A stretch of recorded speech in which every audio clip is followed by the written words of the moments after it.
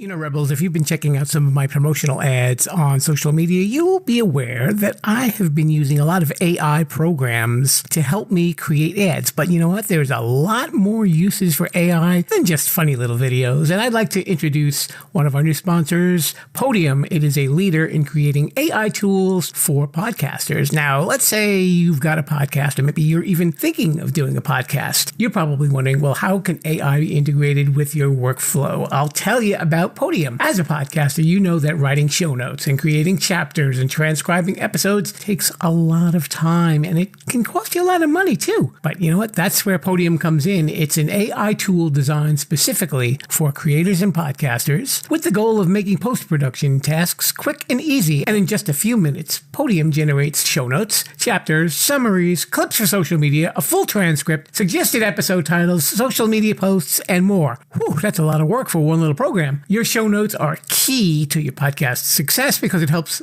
new listeners find your podcast and they'll know if it's a fit for them. You know, kind of like Too Many Podcasts. It also improves your SEO, that's your search engine optimization. Ooh, big phrase there. And overall accessibility. And with Podium, you can focus on creating a great podcast and let Podium's AI do the heavy lifting. But Podium isn't just for solo creators and podcasters. It's a game changer for editors, producers, marketers, agencies, and production studios. Teams that use Podiums are able to increase workloads, decrease turnaround times, and improve their quality. How does it work? Very easy. First, go to Podium's website, and you'll see that link that's right there in the show notes.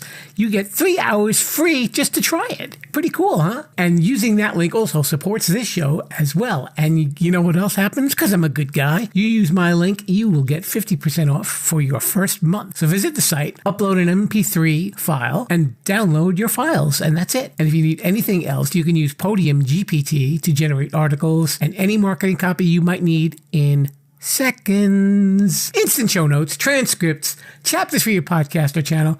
This will level up that podcast. So check out Podium today. The Sherpa Screening Room is a presentation of Too Many Podcasts, which is brought to you in cooperation with the SJ Network. If you're someone who'd like to appear on podcasts, contact Stephen Joyner at s-j-network.com. This show is hosted by Jim the Podcast Sherpa. With a name like that, you can't say I didn't warn you. This week, it's the return of the Sherpa Screening Room. Today's guest is actor Brian Elliott, who will be discussing the life of an actor, along with his previous and upcoming projects. In case you've been wondering where the Sherpa has been, the rumor around Mount Podcastia is that he's preparing to run for president, but he's still trying to figure out what countries he's allowed in. It's amazing how one incident involving a dollar bill and a can of SpaghettiOs can derail a political career. Coming to you from Sherpa Chalet in beautiful downtown Mount Podcastia, it's time for entertainment interviews in the Sherpa Screening Room. Grab an aisle seat and a bucket of popcorn, but don't crunch too loud or you'll miss the show. Now, here's your host, Jim, the Podcast Sherpa.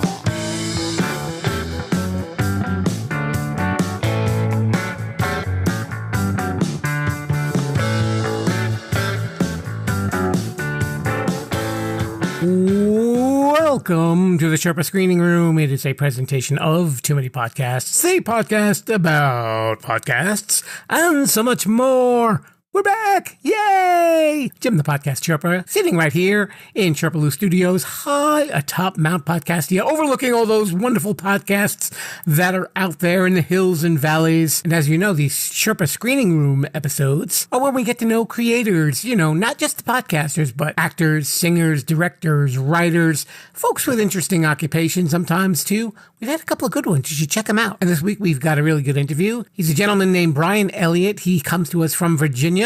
He's done some indie movies and short films, and he's been stepping into the big time stuff too. And the first movie he was in had an Oscar-nominated actress, believe it or not. How's that for a start? Woohoo! We get to know Brian and all the straight-laced parts that he gets to play.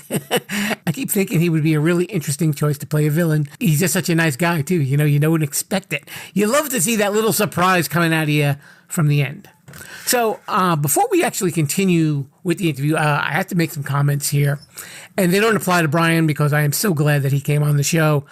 But you were probably wondering what was going on. Were we taking a little vacation at the Sherpa Chalet? I did take one small vacation, and the lovely Sherpa bride and I went out to a place called Montauk, New York, and stayed at a hotel called the Montauk Blue Hotel. Really nice. Around that weekend, the weather was lovely, even though the rest of the East Coast was having a really hot week. But we had the ocean breeze to keep us cool. Montauk is the furthest point on the southern fork of Long Island, for those of you who are thinking geography. I don't know why you might be listening to this podcast, but that's okay. But that's where it is. And it's a lovely little town, very sleepy sometimes, but it's got some activity going on. And we had our own little private terrace where we sat out there, I think, for 4 days and just soaked up the sun and just relaxed and didn't do anything much more. We would go out to eat. Everything that we went to, we pretty much went by foot. It was like a nice digital detox for me. I got to tell you, I had commented to the lovely Sherpa bride that I think this is the longest that I've been away from a computer in a couple of years. That's how crazy it's been. And, I didn't even go on my own social media nor the social media for the podcast. Just kind of stayed clear for it for a couple of days. And it felt really nice. You hear these little experts come on and talk about that, saying, you need to step away from it for a little while. It is really refreshing. I got to tell you, it gives you some really nice perspective. You don't get wrapped up in all the drama that goes on out there sometimes. And, you just worry about yourself and just enjoying life, and that's really what it's all about. So yes, it was a very enjoyable vacation. Also wanted to mention, while we were out there, we met a really nice couple named Rick and Rebecca. And Rick is a former TV meteorologist who is now a professor at a college, I believe, teaching climate studies. And Rebecca is an instructor for people who want to learn to ride horses. And she, of course, is a very experienced horse rider herself. She was showing us some really cool pictures while we were getting to know her. She said that she was in for some long drives and she liked listening to podcasts. And she said that she was going to check this podcast out. So, Rebecca, if you are listening, all I'd like to say is, hello. Hope you're having fun. And it's so cool when you get your name mentioned on a podcast. I love it. Not that it happens a lot with me. Nobody wants to know me. They kind of disavow any knowledge of me. Anyway, we will move along, but I would really like to address what happened, why we weren't on for, I believe, about 6 weeks. The Sherpa Selects on Saturdays will still continue regardless, but I didn't really have much new material. And partially the reason for that was I just had a shortage of guests, and it wasn't for lack of trying, Rebels. I reached out to a lot of people and I got a lot of, yes, I'd like to be on your show. And then you message them back or email them back and you say, well, when would you like to come on? And then they don't respond. And then you're left hanging with like, okay, I have a day to prepare a show and there's no backup guest. And this was going on and on and on. There was a Facebook group that I tried to get some guests on previously, and I've really had limited success, but I'm going to call them out. They're called Podcast Guest Connections, and they won't publish my postings about being frustrated with people who won't commit to interviews. But I think that's what that site is all about, really. You should be able to meet people, who want to do your show and want to commit to actually coming on the show and doing interviews. The last time I tried to get guests, I had maybe like a good 20 people, and I think that's probably like a large estimate, who were like bragging about their podcast or bragging about what they do. And then I would message them, when would you like to come on the show? Nothing. Radio silence. I got 2 or 3 guests out of that in total. And that's really sad. Anna Traficante from the Drop and Give Me 25. She came on there, and Steve Fisher, who hosts the Life Slices podcast. They were on there. 2 wonderful guests. I was really happy to get them, but there were just a lot of people that they just couldn't be adult about it and just commit, or at least have the decency to say, hey, I'm sorry, I don't think I'll be able to be on your podcast. And that's okay. I'm a big boy.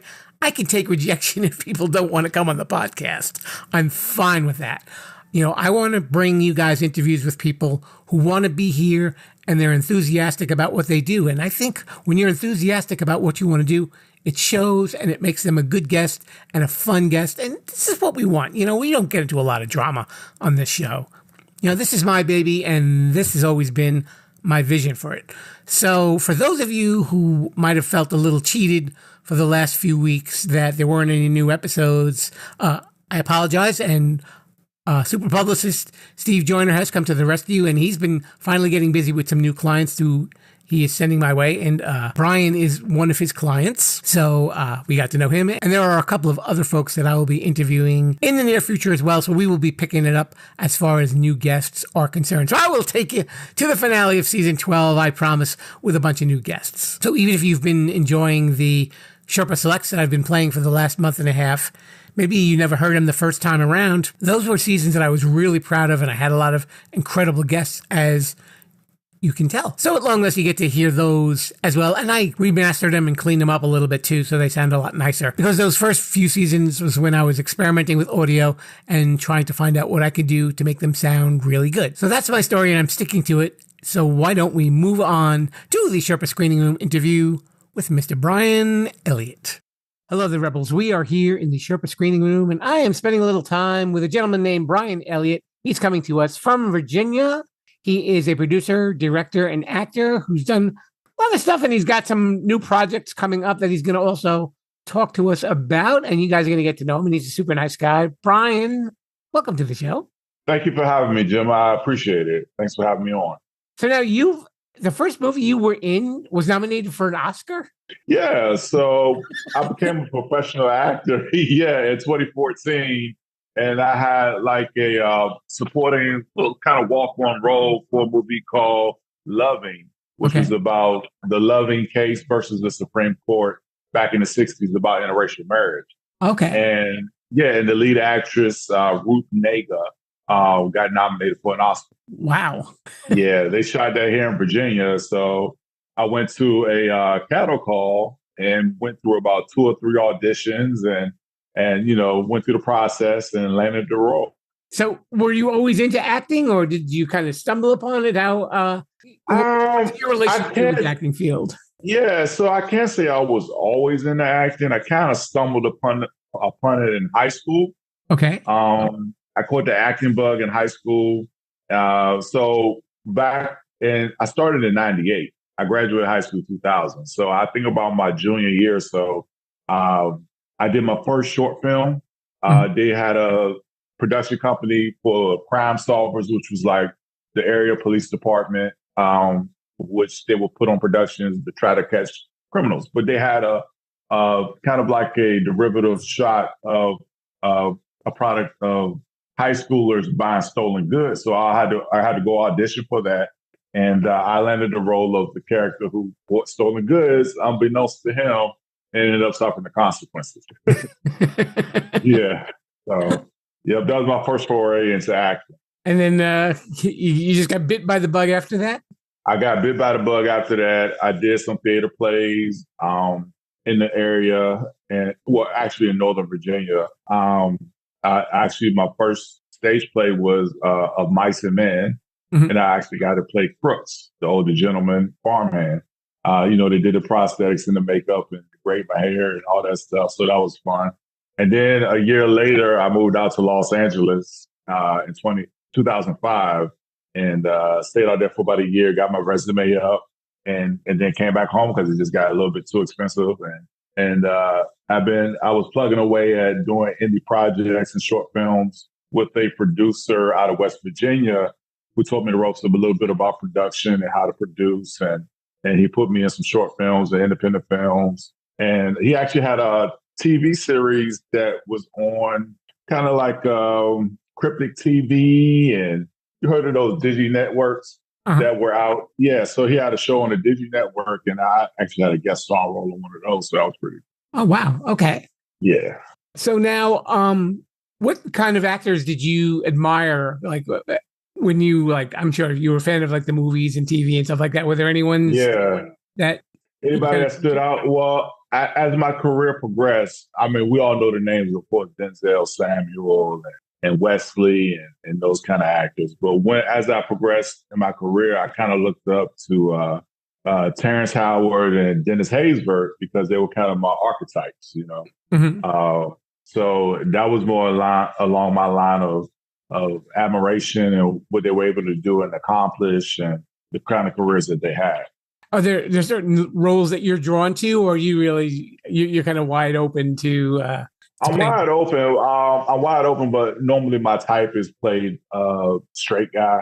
The mayor, the police officer, politician, the businessman, the suit. You know, you look good in the suit, then. Yeah, I appreciate it. Yeah. Maybe the bodyguard, because I'm like 6'2", 250. So it's like I can play a bodyguard, or somebody who's a strong hand. But yeah, so those are kind of the roles I've been drawn to or cast as. Now my oddest role that I actually had was playing a blue collar bigot. So that was kind of like my favorite role. It was different, and it was kind of out there, but it came off as a comedy more than it was anything else. So yeah. Okay. Yeah. So, talk a little bit about Miss Virginia. That was like one of your bigger movies. Yeah. Okay. Yeah. So Miss Virginia was shot in Washington, D.C. They started casting for that in 2018. I actually had to drive to Baltimore to audition. This was really before self-tapes took off. Mm-hmm. Self-tapes kind of took off during COVID. And so I had to drive to Baltimore for the audition. A casting director by the name of Pat Moran. Anybody in that region knows her. She's well known, been in the industry well over 30 years. And she had me come in for an audition, and I read for the role, and I guess I nailed it. They called me back emailed me about 2 weeks later, said, "Hey, you got the part, come to set," and worked on it. And I had a scene opposite Azua Doba, who plays Crazy Eyes with Orange is the New Black. And that was kind of fun. And I had a scene with her, and it was pretty cool. And that movie was about a mother and it was based on a true story. It's about a mother who is trying to get her son into charter school because, the public school system in D.C. may have been a little bit bad at the time. So she was trying to get her into charter school and vying for the vouchers and the whole nine. And it has Azua Doba, myself, of course, and Vanessa Williams, and Matthew Modine. Oh, wow. So, okay. Yeah, it's a BET original. So if anybody wants to catch it, you can check it out on BET Plus and on the network BET. I think currently you might find it on streaming on, of course, BET Plus. And then I think recently it was on Tubi TV. It's been on Netflix. And you can also, I think, reach it on Amazon too. Is it kind of weird when like you do these movies and then like, I'm sure, obviously a little time passes and then all of a sudden, you can tell your friends, by the way, if you've got this channel on, you may notice me in a movie. Yeah, it's funny because I've been in a barbershop. I've had people recognize me. I've had, friends in the industry say, "Hey, I saw this movie the other day. Was that you?" It was pretty cool. So yeah. And then I actually went to the premiere of the movie. They had it here. They had one premiere here in Richmond. I was fortunate enough to be able to take my mom and my aunt. So that was a pretty cool experience too. Yeah. That has to be especially strange for a parent. Especially, I'm sure your mom was probably like on cloud nine, but she's like, "That's my son. That's my baby." Yeah. Because moms, they don't hold back, right? Because she'll tell you like your performance. I'm sure that you were like the great actor in that movie. If she didn't like you, you'd be like, "Brian, what were you thinking?" Yeah, exactly. Yep, I've had those moments too. Maybe she could be your agent then. There you go. I mean, she's. I know. It's like, all right, Mom, you got it so good, but find me some role. You've also gotten into like directing and producing too.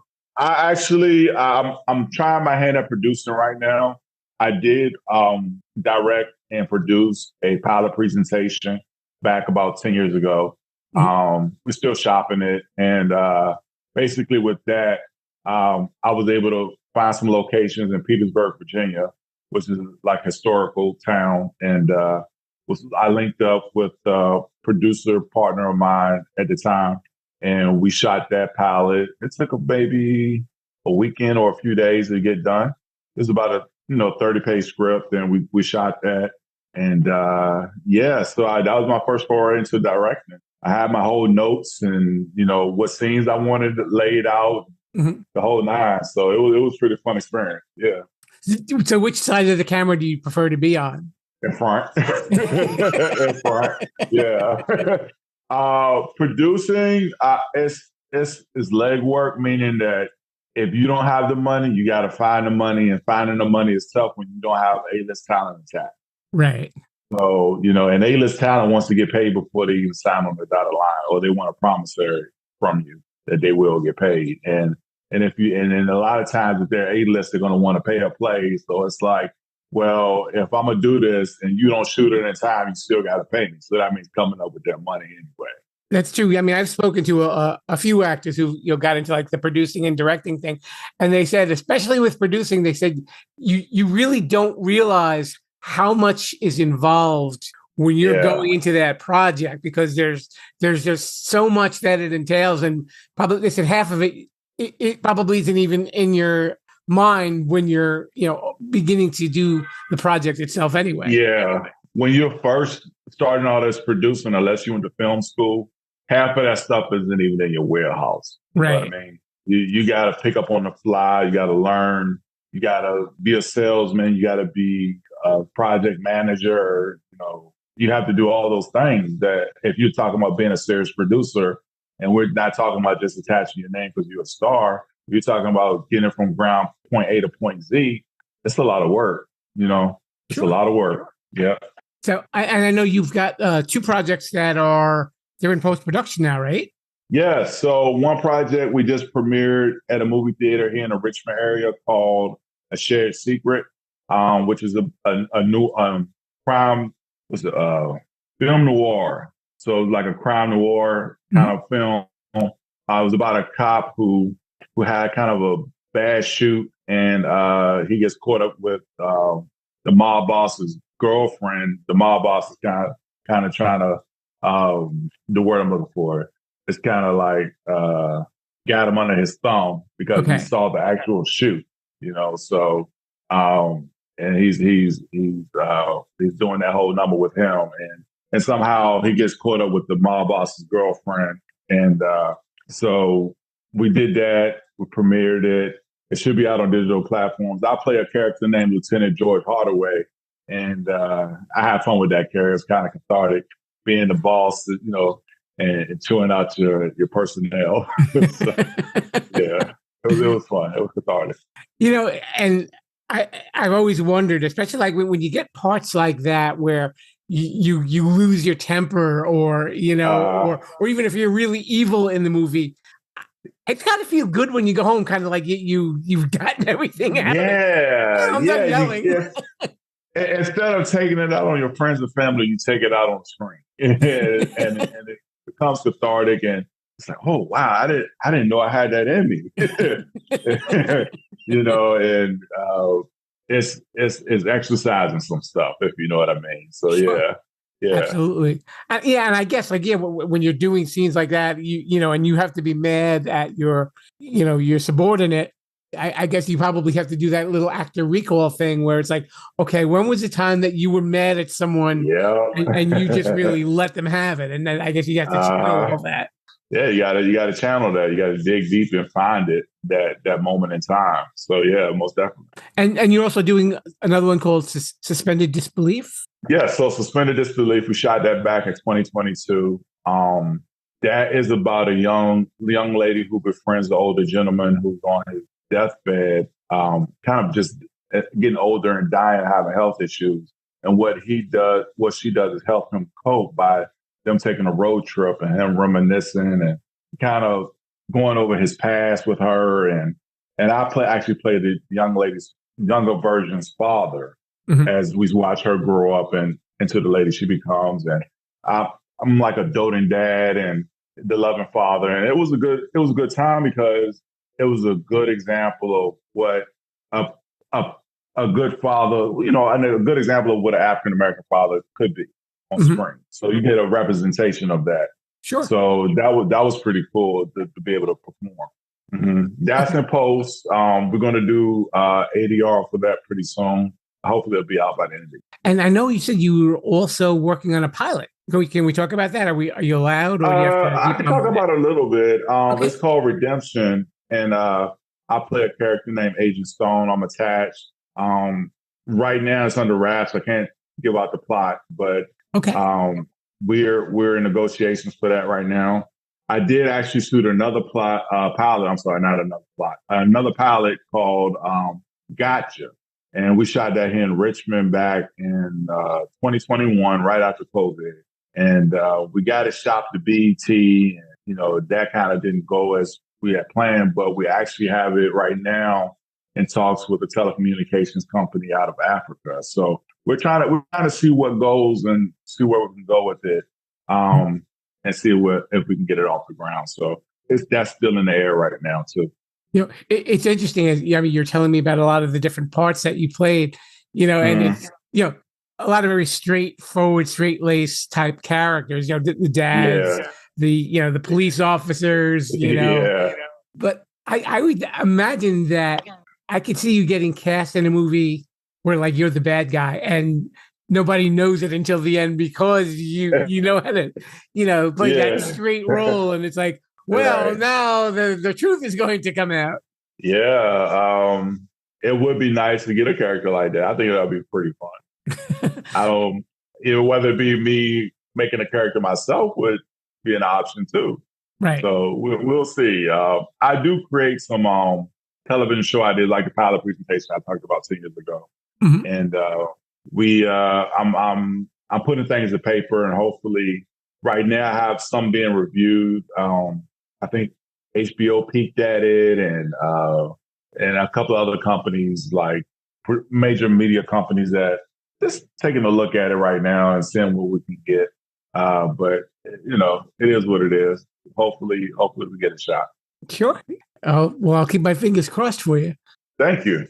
For a while, a lot of my interviews were with actors during COVID, and obviously everything was shut down, and everybody would say how difficult it was, getting things off the ground. Even like they could have everything cemented in place, but obviously nobody could go shoot anything because they were worried about things spreading. But now in like this post-COVID era, is there still that kind of caution, or do you think that it's kind of really finally returned to the way that it was before then?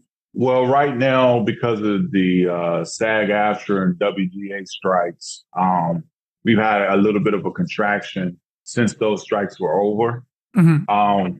And because of COVID, there was a slowdown. So having back-to-back slowdowns like that or work stoppages isn't helping. So there is a little bit of a contraction going on in the major industry. And right now, finding work is a little difficult. It is a little difficult. They've cut down the number of productions that they're shooting for television shows. I was told just the other day, I think it was pre-COVID, they had 100 some odd pilots. And right now, I think this year they only have 3. Wow. Yeah, pilot season. So they only had 3 major pilots for pilot season compared to hundreds just a few years ago. And this was from an industry insider. This wasn't like somebody off the street reading the article. So, that kind of lets me know there is a change that's going on right now. And as you know, they're cutting back budgets on major productions as far as film. Now, are there fewer films? Maybe not. But there are less theatrical releases. Right.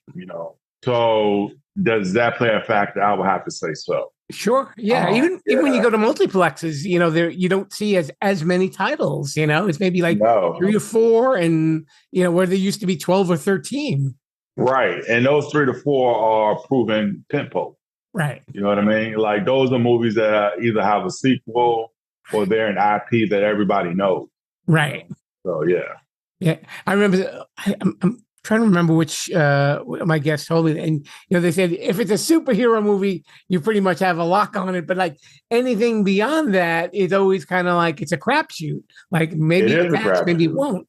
Yeah, you find very few films in theaters that are made for adults these days. Yeah. If they're going to put a film out, like you said, it's a sequel, something they recognize, superhero, or something for the kids. You know what I mean? Right. Like animation or something rated G or PG. Very few PG-13s anymore. Very few comedies, very few rom-coms, very few thrillers. And we're talking, that's a large portion of movies, a large portion. So what are you left with? You're left with action, superhero, and maybe animation. That's 3 sectors out of what used to be 7 or 8. So, I can't forget horror. Now, they'll still put a horror film out there. Right. But that's kind of a proven system. So, yeah, they'll still put a horror film out there. But, yeah, other than that, it's tough going. Yeah, and even you see the same thing with TV as well. I think, within like the last couple of years, they've announced so many shows, and so many shows have already come to an end, and you don't see a lot of promotion for too many new things. They try and do some unique things, but some of them are just like, well, we've seen this before. It's just a different actor doing the same thing. It's another cop show. It's another lawyer show. It's another doctor show. Yeah, and if you ever read YouTube comments, you can see I guess you can see the complacency about watching the TV show now from the audience. They really could care less, because it seems like a lot of the tropes that have been used in the movies and shows you've seen them before, and they're like, well, right. It's kind of tough going to put out a good product now. I mean, it has to be written really well, produced really well, and unfortunately, those cost money. And if they cost a lot of money, they're going to be very few of those. And you're probably going to find them on the streamer before you find them in theater. That's so very true. Yeah. So. Okay, Brian. Now, usually I get to ask people, which I always get interesting answers. So I'm going to put you on the spot for a second here, if you don't mind. Okay. If there was a movie, I'm going to just say whether it has been out for a long time, if it's a classic movie or a classic TV show, or even something of your own choosing, what would be your dream role? Oh, gosh, to play Neo in The Matrix. Oh, wow, I like that. Yeah, right off the bat,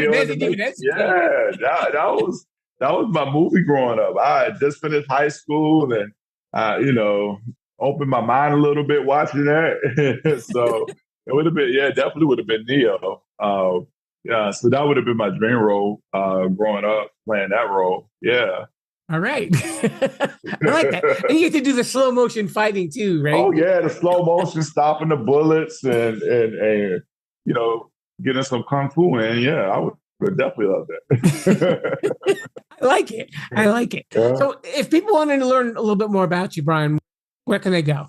So I have a couple of web pages. You can go on IMDb. You can find me there under Brian Elliott. I have a web link for that. It's imdb.me/Brian Elliott. BrianElliott. So they can find me under Brian Elliott, 2 L's, 2 T's. And you can find me on Facebook.com/Wanna Lead. WANNA Lead. Wanna Lead. So you can find me on those 2 websites. So yeah, that's where you can find me. Okay, that's really cool. So we're going to keep an eye open for Shared Secret and Suspended Disbelief, and hopefully the Gotcha movie will be brought to the surface where people can finally check you out in that as well. Yeah, that would be great. I appreciate it. Yeah. All right. So if anything of your stuff comes up, please let me know and we can share it on my social pages as well. That sounds great. That sounds great, John. All right. Yeah. Well, thank you so much for coming on the show. This is Brian Elliott. Thank you so much. Thank you for having me. I really appreciate it. We're on that internet thingy at SharePollution.com. Hey, very special thanks to Mr. Brian Elliott for coming on down to the show, and thank you so much for coming back. I hope you missed us a little bit anyway. If you want to keep track of what Brian's been up to, you can follow him on his social media. And if you'd like to keep track of what's happening with this show, you can follow us on our social media, which is SharePollution, and we are on Facebook, Instagram, X, and TikTok. Yep, we're there.